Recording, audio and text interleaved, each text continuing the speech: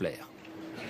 L'actualité sociale avec l'inquiétude des salariés du groupe de volailles Doux qui ont manifesté aujourd'hui dans les rues de Châtelain, dans le Finistère. Question ce soir, comment le leader européen de son secteur s'est-il retrouvé dans cette situation?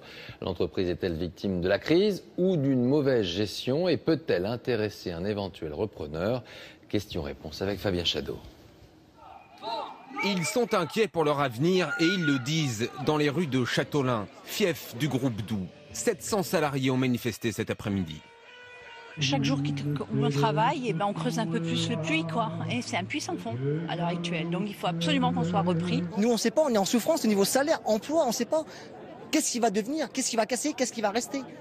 Le groupe est aujourd'hui asphyxié par un endettement colossal. Mais dans cette affaire, c'est pas tant la crise économique actuelle qui est en cause que les choix stratégiques de l'entreprise. Et celui d'un homme, Charles Doux, patron et patriarche du groupe. Il y a 12 ans, il s'implante au Brésil en rachetant Frangosul, mais c'est un échec cuisant qui s'est soldé par une ardoise de près de 300 millions d'euros. Il y a aussi les crises que le géant du poulet a dû traverser, la grippe aviaire en 2005-2006 et ses conséquences sur la consommation mondiale de poulet, et plus récemment, la flambée des cours des céréales qui a fait exploser les coûts d'exploitation.